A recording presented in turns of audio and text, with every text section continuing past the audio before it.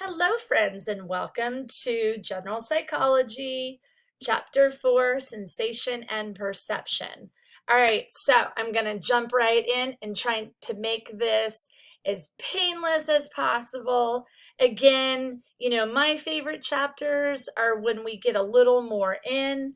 Some people dig this, and again, like I say, if you are really interested in sensation and perception, as you further your academic career, you can take an entire semester on sensation and perception. All right, so when I click to the next slide, what I'm going to want you to do is just count every F in the sentence.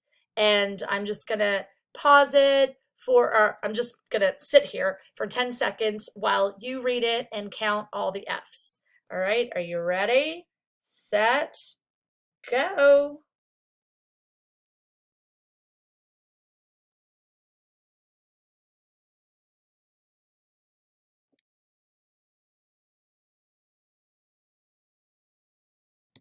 Okay, so I don't know about you guys, but there are actually 6 F's in that.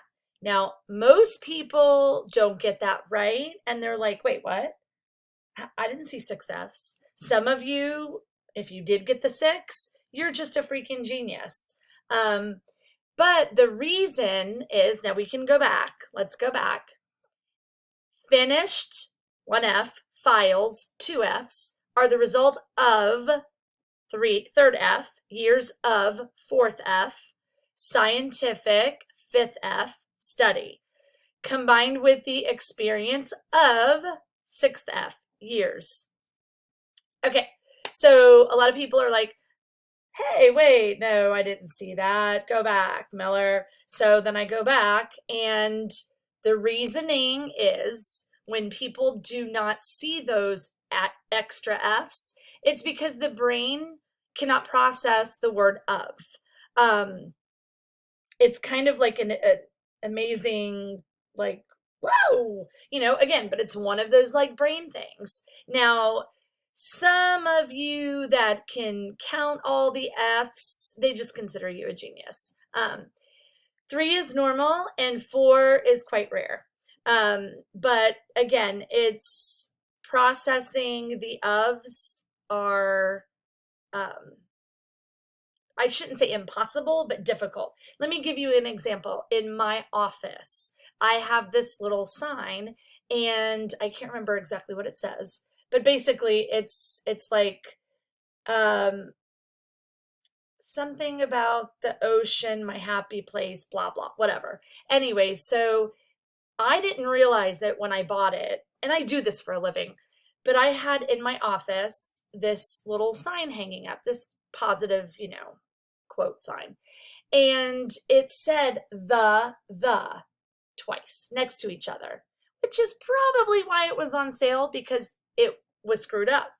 And it wasn't until about 2 years into my practice that one of my clients was looking all around saying, oh, I love your tapestry. Oh, I love this. And they looked at my, my little sign, whatever I had hanging, and they said, did you realize that there's a typo on your, picture? It says the, and I'm like, what? And I looked at it and I'm like, oh my gosh, you are right. And that is because our brain just does not process multiples together. Now, I consider myself intelligent and I didn't see it, but it's because, hello, psychology. So for those of you that do see that, all of the F's and ofs and all that, you're just a genius. Go you. Write a book. All right, let's read this one together. So this is more brain stuff. This was done by Cambridge University. So if you look at this, only smart people can read this. Guess I'm smart. I couldn't believe that I could actually understand what I was reading. The phenomenal power of the human mind, according to a research at Cambridge University, it doesn't matter in what order the letters in a word are. The only important thing is that the first and last letter to be in the right place. The rest can be a total mess, and you can still read it without a problem. This is because the human mind does not read every letter by itself, but the word as a whole. Amazing, huh? And I always thought spelling was important. Well, let me just tell you that in psychology, it's not really important, because we look at the whole picture, whether we're looking at, just psychology, understanding people, places, things. In therapy as well, we're not looking at like little components of people. We are looking at the whole big picture. And that's what psychology is, and that's what your brain is. So your brain does not process letters, it processes a whole picture. And the only really, thing that's relevant is that the first and last letter match. So when you look at only, O is in the right spot, Y is in the right spot. With smart, S is in the right spot, T is in the right spot. That's the important thing. So that's research done by Cambridge. Who knew? All right. These are 2 videos that I want you to check out. I could play them for you and click the link. I'll just show you. I'm just going to click it over real quick, and then I'll probably mess up like I usually do. It's gonna come a bend. So we can do this one together. So you look at it, a bird in the bush. Now, this reminds me of my sign. Most people would say a bird in the bush. They wouldn't say a bird in the bush. So it's, you have to look at it sometimes twice. This one, you can see good and you can see evil. So the black is in good, the white is in evil.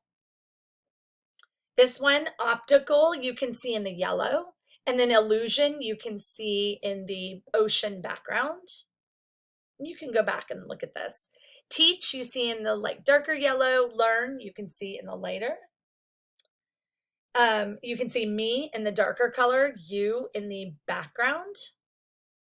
And then this is the F's again. So you can go back on this. I just copy and pasted this into my presentation, so we will go back.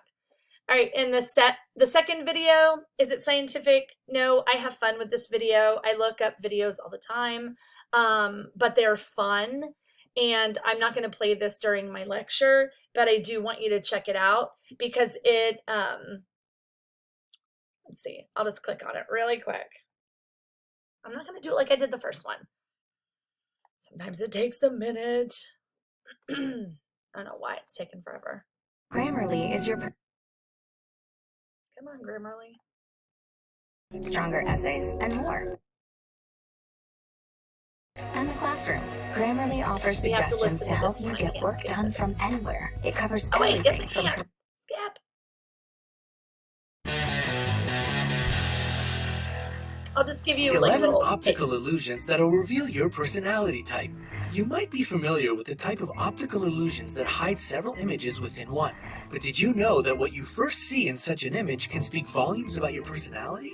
Before you get to know yourself on a whole new level with the help of these optical illusions, be sure to hit that subscribe button and ring the notification bell to join us on the bright side. Number 1. What do you see first?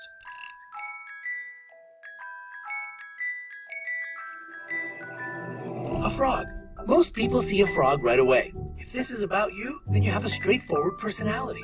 You try to be honest and direct with others no matter what. You're perceived as confident, trustworthy, and reliable. There are no hidden messages in your words, which is why people can trust your opinion and advice. A horse. Not so many people manage to spot a horse from the get-go. If you still can't see it, try tilting your head to the left. There you go. What a beauty, right? Those whose attention is first... Okay, well, that's enough. I just wanted to give you a glimpse. So the video is non-scientific, but there's a little bit to be said about it, but we like to have fun in psychology. And there are many other scientific videos. But go ahead and check out that video too. All right, now remember what I said. Every chapter starts with a vignette that carries you through. This is about a jazz singer named Mandy, but we're not going to focus on this, but if you want, you can go back on page 107 of your textbook and read about her.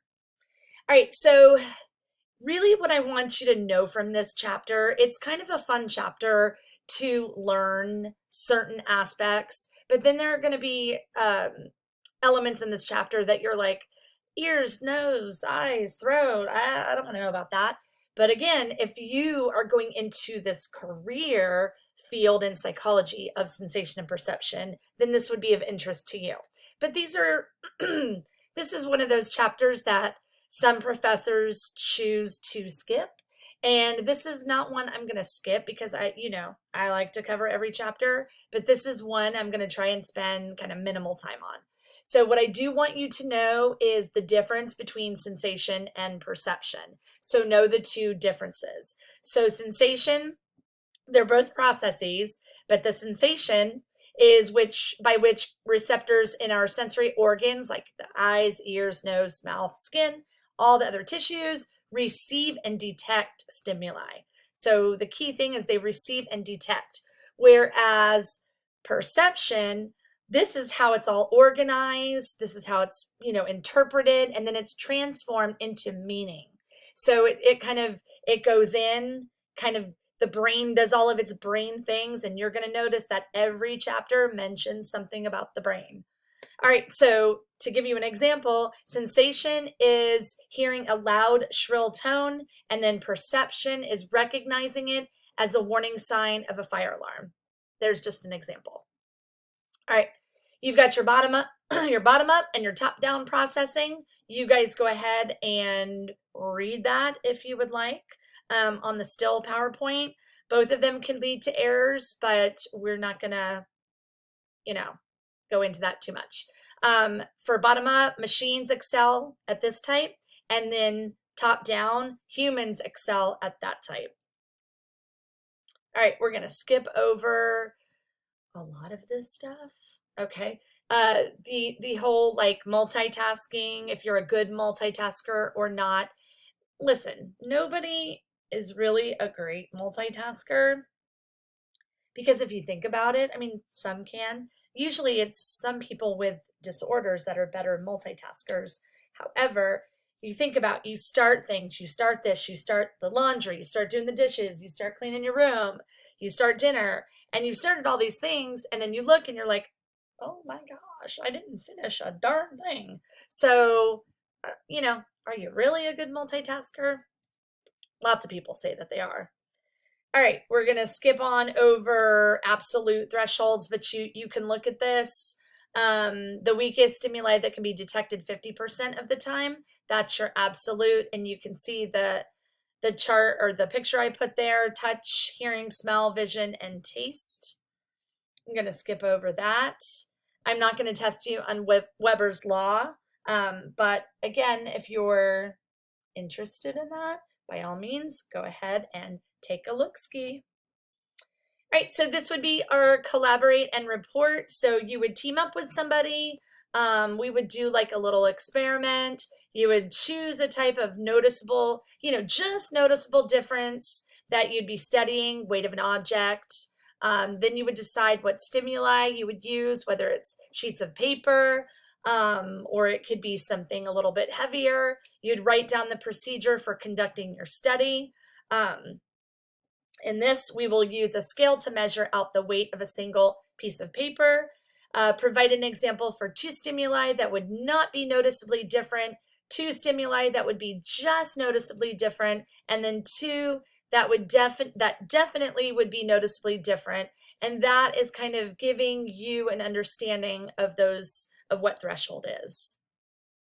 All right, do subliminal stimuli, which are well beneath our thresholds, have an impact on us? So the brain does register information presented at an unconscious or non-conscious level. So we are constantly detecting things that are not really in our present awareness. But subliminal messages cannot manipulate you to purchase something you had not planned on buying. So with that said, when someone talks about hypnosis, or, can I be hypnotized to quit smoking? Can I be hypnotized to quit drinking? Can I, be hypnotized to kill somebody? Well, if it's not within you to do that, So if you were a smoker and you really want to quit smoking, but maybe you just need some extra help, then getting hypnosis could very well help you because it's something that you want to do.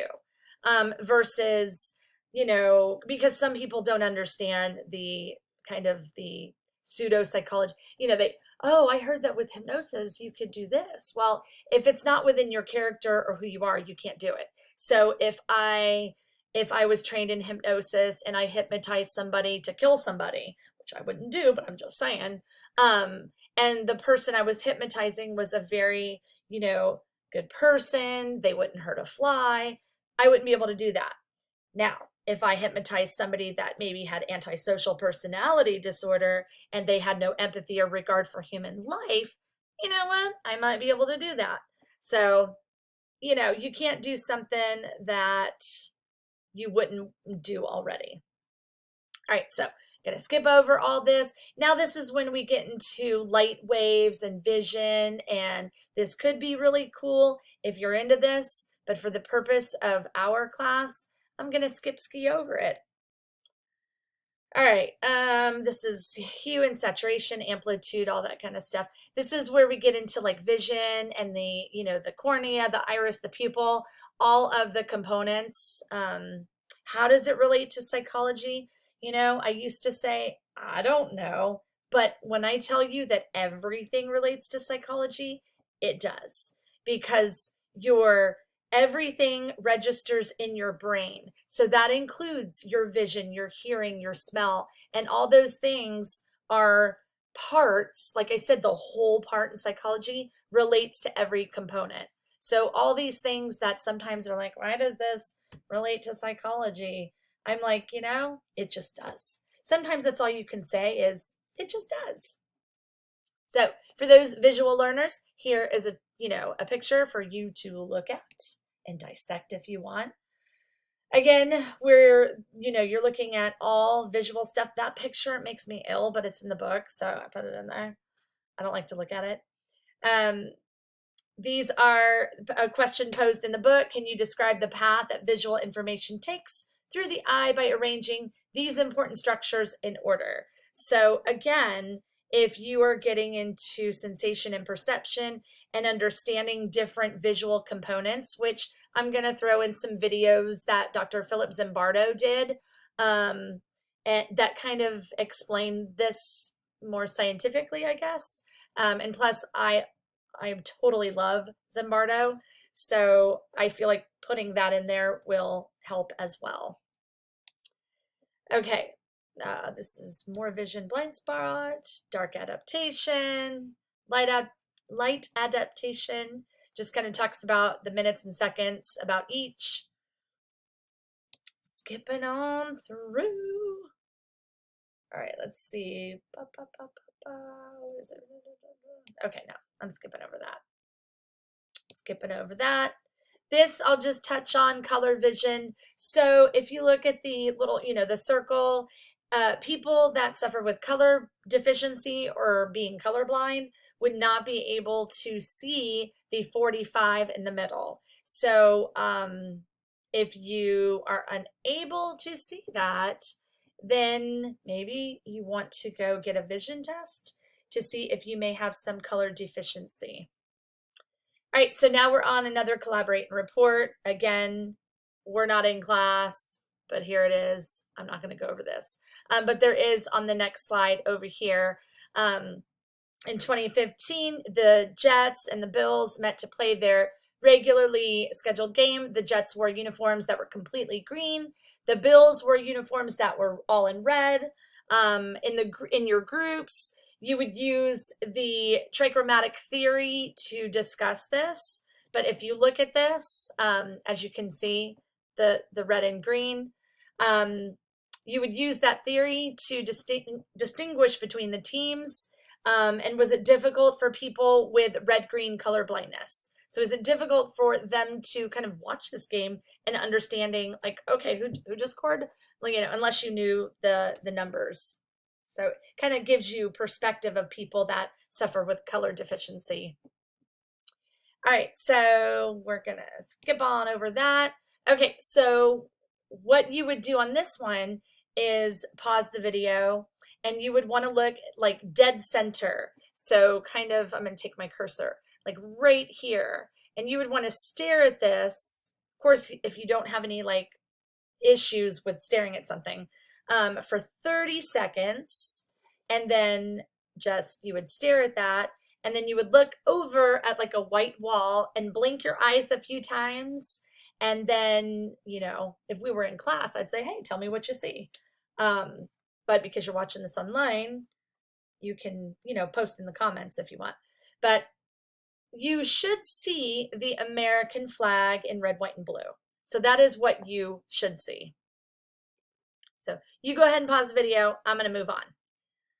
All right, so now we're talking about hearing. Again, I am going to skip over all this because it's not what I'm testing you on. Again, you know, I'll tell you, hey, I want you to know this. All right, so audition is our sense of hearing. That's kind of the formal name of it. Then they talk about sound waves and hertz and all that kind of stuff. This just gives you your tuning. This is tuning fork, flute, and voice, and giving you different levels of hearing frequencies. More on sound waves. Bones of the middle ear just tells you what those are called. And then question is, what are the common names for these bones? And then what function do they have? More part of hearing, discuss cochlea, what, you know, the cochlea is responsible for. This is kind of the perfect picture that kind of explains everything and all the workings of your outer, middle, and inner ear. Okay, we're going to skip on through. You're loving this, right? Because she is just skipping through. All right. This is cool. I like to put this in here because it gives you a level to understanding damage to your ear. And so, you know, at 20 decibels is whispering. Rainfall is about 50. Then you've got normal conversation, unless it's me because I talk loud. The hair dryer is at 70. Average traffic is at 80. Motorcycle 90. MP3 player playing at max is 100 to 100. You know, probably about 105, somewhere in there. A snowmobile or snow machining, whatever, is 110. And then, of course, a jet engine is 140. All right, so now moving on to smell. Olfaction is your sense of smell. So again, that's your kind of your technical term. There is a rare condition of anomia where people are unable to perceive odors. It's kind of like if you had COVID.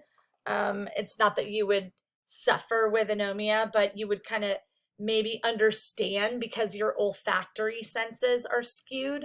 For anybody, most people that suffer, you know, that had COVID lost their taste and smell because it's normal. I know I had COVID and my kids had COVID and all of us lost our taste and smell.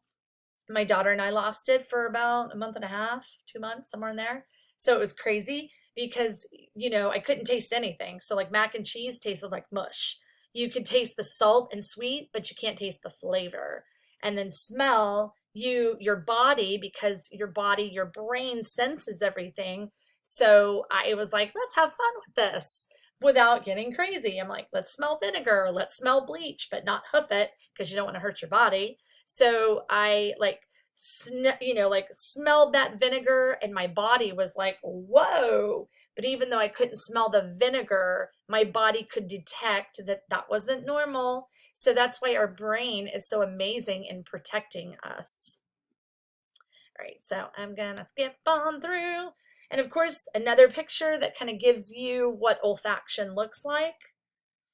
All right, sexy smells. I'm not gonna do this, but you can click on the video.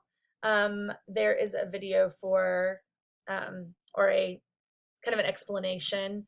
There is a study that I used to do in my ACE class about odor. And it was like a really weird study, but it was like your partner, there are different smells and that different pheromones. And so they did this study on like sweat and they knew their partner's sweat smells, and they compared it to they took all these couples and compared different couple smells, and now you're attracted to that, and it's like, oh, gross. I don't think I could, but whatever. Animals use pheromones to communicate with each other, so there is definitely a science to that. All right, so here's another collaboration. Not gonna do. All right, so didn't see that coming. The scent of money. Scent marketing and scent branding is used to allure customers and establish emotional bonds with them. I tell you, no matter what I teach consumer psychology, I teach abnormal psychology, I teach general psychology. And consumer psychology is amazing because there is psychology to everything. When I say everything, everything. When you go into a clothing store, when you go into a restaurant, when you go into a car dealership, it doesn't matter. There is a psychologist behind all of that, where they, put scents, where they put lighting, where they put their, placement of all of their stuff. So consumer psychology is really cool. So if you want to go in your textbook, you can look at the example about Dunkin' Donuts on page 132. All right, so taste it, just eat it. So just eat it. Okay, my throat is going, or my voice is going out. I can't sing anyways. Okay, whatever. Don't leave me no negative comments. All right, so gestation is your sense of taste. So every single word here has some type of little scientific name. What I do want you to know is that third bullet, receptors in the mouth are sensitive to 5 basic tastes. Just know the 5 basic tastes: sweet, salty, sour, bitter, and umami. I love that. I love saying that word. Every time I get to this chapter, I'm like, ooh, I can't wait to say that word. That's because I'm weird. All right, so again, tasting, here's the picture, that kind of, that's your tongue. It's so gross. Ugh, I can't stand pictures like that, but those are like all your taste buds, what they look like under a microscope. Just so weird. All right, so as we age, it takes longer for your receptors to generate. Drinking alcohol and smoking worsens the problem because it impairs those receptors. That's why people that drink a lot or smoke, they don't have a really good their taste receptors are kind of damaged. However, when people stop drinking or they stop smoking, you will notice you can taste better. Like food and drinks that are not alcohol drinks, but so if you do drink a lot or smoke, maybe don't. Easier said than done, I know. But if I know lots of people that stop drinking and smoking, and one of the first things they say to me is, oh my gosh, I taste so much better now. That sounded really weird. What I meant to say was the client says, my tasting for food is much better. All right, I'm moving on now that I made that all weird. All right, we're gonna skip on that. Now we're on touch and touch receptors. All right, again, I talked about in the last chapter about, the brain, organs, touch, hot stuff. So you can read on that. We'll skip through that. All right, so when you stub your toe, 2 kinds of pain messages can be communicated to your brain. Picture, I love pictures because they explain stuff for us visual learners. Your first perception of pain may be a sharp, clear feeling where the impact occurred. The message quickly travels through your spinal cord to your brain, because remember, that's the one side. Do you remember what system that is? Is that central nervous system or is it peripheral nervous? What system is it, guys? The message quickly travels through your spinal cord to your brain, signaling arousal and alerting you to react. Slow nerve fibers also travel through your spinal cord to carry messages about the pain that lingers after the initial injury, often generating an emotional response. All right, we're gonna skip on, we don't need the gate control theory. Phantom limb pain, that's one that's experienced by a lot, people that last limbs, arms, legs, whatever, they can still feel that. It occurs in about 50 to 80% of amputees. I do want you to know that. So phantom limb pain, know this slide, okay? So remember to check mark that, do whatever, but no phantom limb pain. All right, we're gonna skip on that. That is my lovely, I love her, Simone Biles. All right, sense of balance and equilibrium. We're going to skip over that. We're doing another collaboration, but we're not doing that. Okay, so this just gives you, I like putting these in here, gives you a little snapshot about protecting your senses. This is a really cool kind of little steps to help you not damage your vision, hearing, smell, taste, and touch. So go ahead and pause the video, whatever you want to do, to kind of look over these things to help protect your senses. All right, now we're on perception, sensation, perception. Can you believe that this is we're halfway through the chapter? So we're really gonna start going through quick. All right, so go back. This is really cool if you look at perception. You look at the two lines, they're exactly the same size, but the way that the arrows go, it's all in how you perceive things. This is the Mueller-Lyer illusion. And I'm going to pop in videos that show, if I haven't already in here, that show illusions way better than just blah, blah, blah, talking about them. So these are some of the things. And again, I'm going to put videos in. This goes over figure ground, proximity, similarity, connectedness, closure, and continuity. This is what it looks like. Go ahead and pause the video if you want to look at it, but I have a video to show you. Boom. This is the visual cliff. I do want you to watch this video. It's only like 2-3 minutes long, but this shows you about depth perception. This baby thinks that as soon as she crosses over that she's going to fall. And this is why the parent is on the other side, like cueing them that it's okay, because babies appear distressed because they don't understand. They haven't processed that ability to learn yet. So go ahead and watch that video. All right, cues, convergence. We're skipping all through all this stuff. This is cool to look at this. Go ahead, pause the video and look at that. Perceptual constancy.